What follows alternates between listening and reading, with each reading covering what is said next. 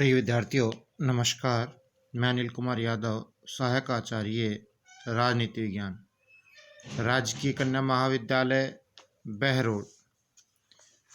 विद्यार्थियों, आज के YouTube चैनल के इस वीडियो में आपका हार्दिक स्वागत और अभिनंदन।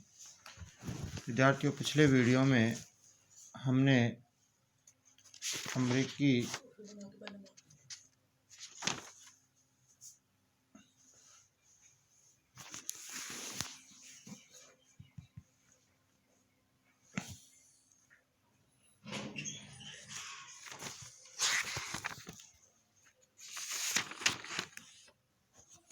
सीनेट की महत्ता और उसकी वृद्धि के कारणों पर चर्चा की थी। आज के इस वीडियो में हम अमेरिकी प्रतिनिधि सभा के स्पीकर की ब्रिटिश लोक सदन के स्पीकर से तुलना पर चर्चा करेंगे। विद्यार्थियों, यद्यपि प्रतिनिधि सभा के स्पीकर का पद ब्रिटिश लोक सदन के स्पीकर के पद से उदयभूत है और यद्यपि इन दोनों ही देशों में स्पीकर के द्वारा सदन की अध्यक्षता और सदन में व्यवस्था बनाए रखने से संबंधित कुछ समान शक्तियों का उपभोग किया जाता है, परंतु प्रतिनिधि सभा के स्पीकर का स्वरूप लोक सदन के स्पीकर के स्वरूप से नितांत भिन्न है। तो यहाँ विद्यार्थियों, अमेरिकी कांग्रेस के प्रथम सदन प्रतिनिधि सभा के स्पीकर का पद किस तरीके से ब्रिटिश लोक सदन के स्पीकर के पद से भिन्नता रखता है, उस पर चर्चा करेंगे। इस भिन्नता को स्पष्ट करने के लिए हम निम्न आधारों को लेते हैं। सबसे पहले बात करें निर्वाचन में अंतर के आधार पर, तो विद्यार्थियों, नवीन लोक सदन के निर्माण के बाद लोक सदन के अध्यक्ष का चुनाव सामान्यतः सर्वसम्मति से होता है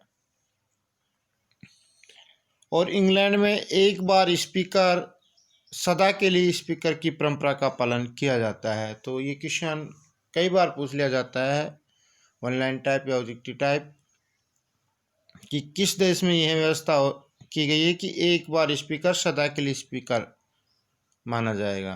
तो ये व्यवस्था इंग्लैंड में पाई जाती है। विद्यार्थी, जो व्यक्ति स्पीकर के पद पर कार्य कर रहा है सामान्यतः उसे उसके निर्वाचन क्षेत्र से निर्विरोध चुना जाता है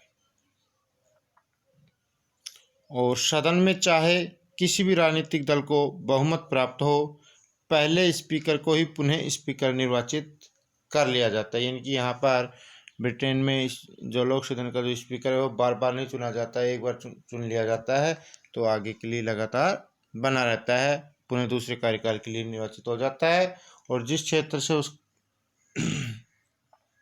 क्षेत्र से वह चुनाव लड़ता है वहाँ से उसे निर्विरोध ही चुन लिया जाता है। लेकिन अमेरिका में की जब बात करें तो विद्यार्थी, अमेरिका में प्रतिनिधि सभा के स्पीकर का चुनाव दलीय आधार पर होता है। बहुमत दल और अल्पमत के द्वारा अपने अपने उम्मीदवार खड़े किए जाते हैं और बहुमत दल का उम्मीदवार स्पीकर पद पर निर्वाचित हो जाता है। तो इस प्रकार विद्यार्थियों, निर्वाचन की रीति के आधार पर अमेरिकी प्रतिनिधि सभा और ब्रिटिश लोक सदन के स्पीकर के अध्यक्षों स्पीकर में निर्वाचन में काफ़ी अंतर देखने को मिलता है। इस प्रकार इस चुनाव संबंधी अंतर का दृष्टि रखते हुए एक विद्वान हुए ऑग और रे, उनका कहना है कि अमेरिका में स्पीकर का पद का विकास इंग्लैंड से बहुत भिन्न रूप से हुआ है। तो आपने देखा कि इंग्लैंड में एक बार स्पीकर जो चुन लिया जाता है वो सदैव के लिए स्पीकर रहता है, उसके पुनर्निर्वाचित कर लिया जाता है। वो एक बार स्पीकर बनने के बाद दलीय स्थिति से मुक्त रहता है। लेकिन अमेरिका में स्पीकर का चुनाव दलीय आधार पर ही होता है। और अब बात करते हैं विद्यार्थियों दलीय स्थिति में अंतर के आधार पर। तो विद्यार्थियों इन दोनों पदाधिकारियों का मूल और सबसे प्रमुख अंतर दलीय स्थिति से संबंधित ही है। लोक सदन का स्पीकर निर्वाचन के बाद दल से अपना संबंध विच्छेद कर लेता है, अर्थात दल से त्यागपत्र दे देता है और दलीय राजनीति से किसी भी रूप में कोई संबंध नहीं रखता। वह सदन के वाद विवाद में कोई भाग नहीं लेता। टाई पड़ने की स्थिति में यद्यपि उसे निर्णायक मत के प्रयोग का अधिकार प्राप्त है। जब कभी दोनों पक्षों में बराबर बराबर मत आ जाएं और किसी विधेयक पर, तो उस मामले में निर्णायक मत के रूप में स्पीकर अपने मत का प्रयोग कर सकता है। परंतु विद्यार्थियों उसके द्वारा अपने इस मत का प्रयोग भी इस प्रकार से ही किया जाएगा कि अंतिम निर्णय सदन के द्वारा ही हो। लेकिन विद्यार्थियों प्रतिनिधि सभा में स्पीकर का चुनाव दलीय आधार पर होता है। जैसा कि फाइनल बताते हैं कि अध्यक्ष बनने पर वह अपना राजनीतिक चरित्र छोड़ नहीं देता, वरन और अधिक राजनीतिक होने के लिए ही वह अध्यक्ष बनता है। वह अपने दल के हितों की वृद्धि के लिए अपनी शक्ति और अधिकार का व्यापक तथा निरंतर प्रयोग करता है।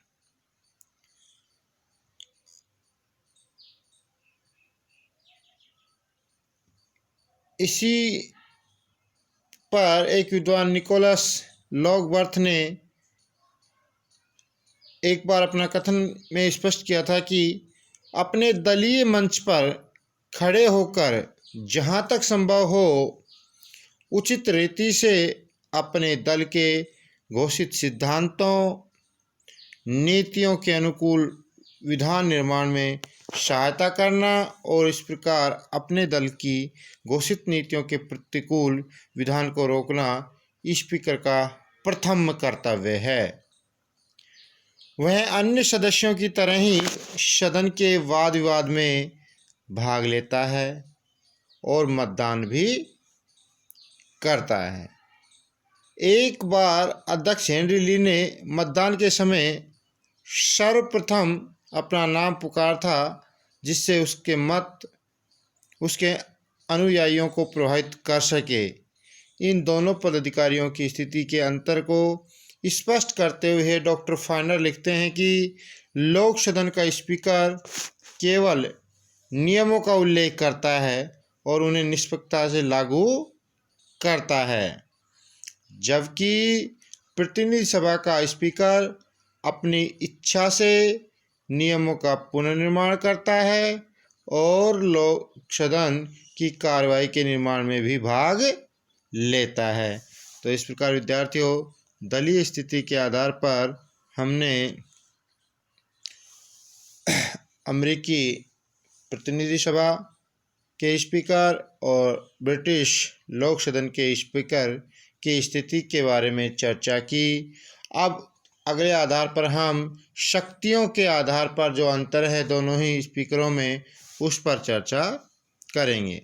तो बात आती है शक्तियों के आधार पर दोनों ही पदाधिकारियों में शक्तियों में भिन्नता। इन दोनों पदाधिकारियों की शक्तियों में भी कुछ अंतर है विद्यार्थियों। ब्रिटिश लोक सदन के स्पीकर को 1911 के संसदीय अधिनियम के अनुसार वित्त विधेयक को प्रमाणित करने की शक्ति प्राप्त है। तो ब्रिटेन की जो लोक सदन का जो स्पीकर है उसको कोई वित्त विधेयक है या नहीं है तो उसको प्रमाणित वित्त विधेयक को प्रमाणित करने सर्टिफाई करने की शक्ति प्राप्त होती है। परंतु ब्रिटिश लोक सदन के स्पीकर की भांति अमेरिकी प्रतिनिधि सभा के स्पीकर को इस प्रकार की कोई शक्ति प्राप्त नहीं है। विद्यार्थियों, एक अंतर यह भी है कि लोक सदन में स्पीकर का निर्णय सभी नियमों के बारे में अंतिम होता है। अर्थात ब्रिटिश लोक सदन के अंदर जो स्पीकर का जो निर्णय है सभी प्रकार के नियमों के बारे में उसका निर्णय अंतिम माना जाता है। परंतु संयुक्त राज्य अमेरिका में प्रतिनिधि सभा के स्पीकर का निर्णय अंतिम नहीं होता है और उसके नियमों के विरुद्ध या उसके निर्णयों के विरुद्ध सदन में अपील भी की जा सकती है। तो ये भारी अंतर है कि लोक सदन के स्पीकर का निर्णय सभी नियमों के बारे में अंतिम होता है, जबकि प्रतिनिधि सभा के स्पीकर का निर्णय अंतिम नहीं होता, उसके विरुद्ध लोक सदन में अपील की जा सकती है। तो इस प्रकार विद्यार्थियों, एक अंतर यह भी है कि प्रतिनिधि सभा के स्पीकर का पद और व्यक्तित्व दलीय होता है, लोक सदन के स्पीकर का पद निर्दलीय। सबसे महत्वपूर्ण बात में है कि प्रतिनिधि सभा के स्पीकर का पद और व्यक्तित्व दोनों ही दलीय आधार पर होता है, लेकिन लोक सदन के स्पीकर का पद निर्दलीय होता है। वो स्पीकर बनते ही अपने दल से दूरी बना लेता है। इसी तथ्य ने इस भेद को जन्म दिया कि ब्रिटेन में स्पीकर का पद बहुत अधिक प्रतिष्ठा और सम्मान का समझा जाता है, क्योंकि वो जैसे ही स्पीकर बनता है अपने दल से दूरी बना लेता है, दल से संबंध विच्छेद कर लेता है और निष्पक्ष रूप से अपने निर्णय देता है और सदन को चलाता है। लेकिन विद्यार्थियों, प्रतिनिधि सभा के स्पीकर को ऐसी प्रतिष्ठा और सम्मान प्राप्त नहीं है, क्योंकि वह दल से संबंध विच्छेद नहीं करता, उसका निर्वाचन दलीय आधार पर होता है। विद्यार्थियों, लोक सदन के स्पीकर का पद प्रतिष्ठा और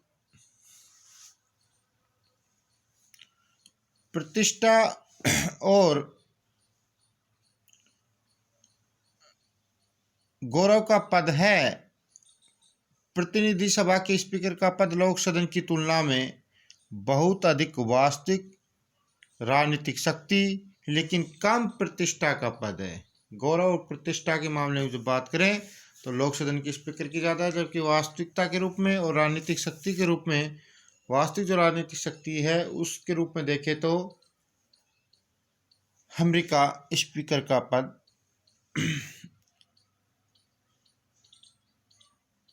है। तो इस प्रकार विद्यार्थियों, आज के इस वीडियो में हमने अमेरिकी प्रतिनिधि सभा के स्पीकर और ब्रिटिश लोक सदन के स्पीकर की तुलनात्मक विवेचना की, जिसके आधार पर हमने स्पष्ट किया कि किस तरीके से इन दोनों ही पदाधिकारियों में भिन्नता है। तो सबसे पहले बिंदु अपने लिया था निर्वाचन में अंतर के आधार पर, तो स्पष्ट कर दिया था कि ब्रिटिश लोक सदन के स्पीकर का जो निर्वाचन है वो निष्पक्ष रूप से होता है, वो उसका आधार दलीय नहीं होता। एक बार स्पीकर चुन लिए जाने के बाद वह अपने दल से संबंध विच्छेद कर लेता है। दूसरा, चुनाव की बात आती है अमेरिकी प्रतिनिधि सभा की स्पीकर की, तो उसका चुनाव दलीय आधार पर होता है। और एक बार अब बात करते हैं दलीय स्थिति में अंतर के आधार पर, और फिर उसके बाद दोनों की शक्तियों में अंतर के आधार पर। धन्यवाद।